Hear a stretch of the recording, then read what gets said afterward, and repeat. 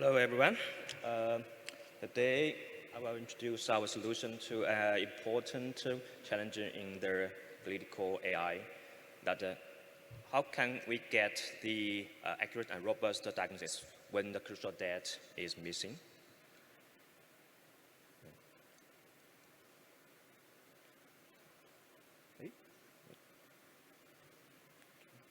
Sorry.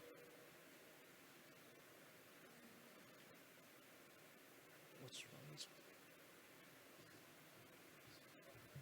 Sorry.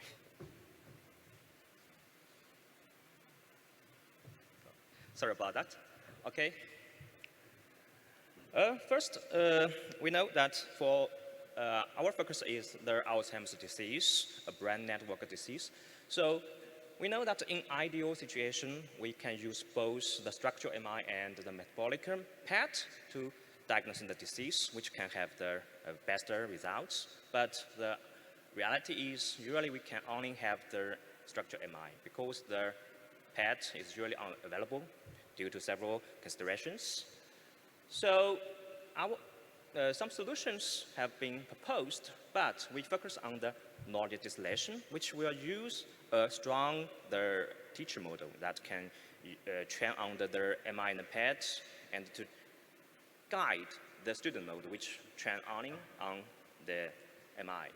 But why we not use the traditional knowledge distillation framework? The reason is here. The important one is because the Alzheimer's disease is a multi-level disease, we can have the view of this disease from the local atrophy and the regional connection disruption and the global dysfunction. But existing knowledge distillation framework usually focus on one level. So that's the important question. Another limitation is that usually people do not focus on the connection, the brain connection.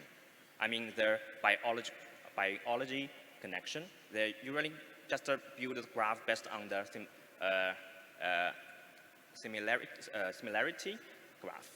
And the third one is we should not blindly to transfer knowledge. We should control the quality of the knowledge. Okay, this is our solution. And we proposed anatomical-based multi-level distillation. You can see here is the overview of our framework. The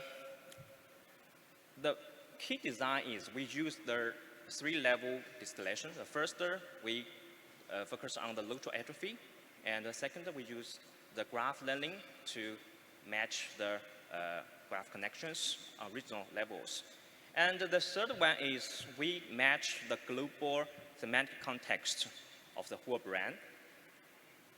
And this is a compare of the multi-level distillation. You can see here, the left is the traditional distillation framework. They usually focus on 1 or 2 level, but our method focus on 3 levels, and we also introduce new biological guided graph distillation.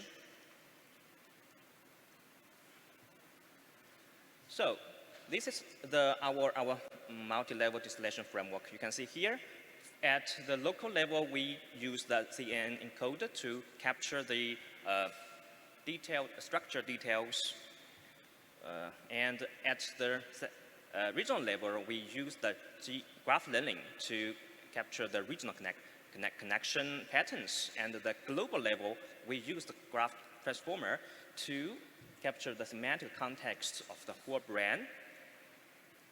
And for the biological graph, because as I said, we introduced the biological graph, we focus on the key regions and their neighbors, adjacent neighbors.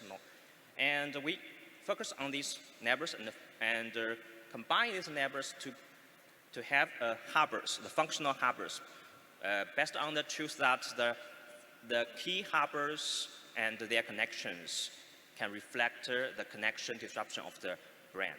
So based on this, we introduced the graph module. You can see here, we use the semantic graph, which based on the regions similarity. And also we introduced the anatomical graph based on their key regions and their neighbors. And we fuse this graph together to reflect the whole connection of the brain. Then the last design is we use the knowledge refinement at 3 levels. You can see the UAG is the getting mechanism to refine the knowledge to filter the noise information from the teacher. So let's see the key results. First, we did experiment on the 4 classification, which is a very challenging task for the Alzheimer's disease diagnosis, and used the data from the popular ADNI datasets, and we used several metrics to evaluate the results. And the baseline is we choose some sort of the art distillation methods as baselines. And you can see this is the key results. When compared with several sorta methods, we can see as expected, the teacher model, because he can he's trained on the MI in the pad, so he set the performance up bound. But for the student model without distillation, it achieved the worst results. But if we use the multi-level distillation, the last rule, we can see that the student model achieves better results and outperform all the competing methods, and also it bridges the gap of the performance gap to the teacher. So this result demonstrates that the robust and good results, good performance of the AGMD. Also, we also did the ablation experiment to evaluate the components contribution. Well, in summary, we know that from these figures, we can see if we remove the components, all the components, the students will achieve the worst results. If we add components, it will get a little performance gain. Okay, now I want to show some visualization results to give you better understanding of the model's performance. First, let's focus on the data distribution. You can see here. We did the data distribution analysis on the original MI data.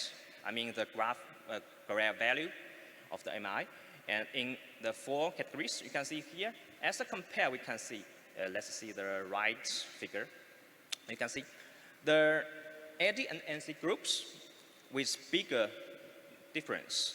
Well, maybe this result can suggest that there are false negatives and positive samples in the data set. But for the PMSI and SMSI group, these 2 groups with smaller difference may suggest that they are too difficult to diagnose. And the truth is, these 2 groups are very difficult to classify. And this is the features distribution. Well, we can see the last figure. We can see our model can have a very good cluster center, so the model can classify the samples very well.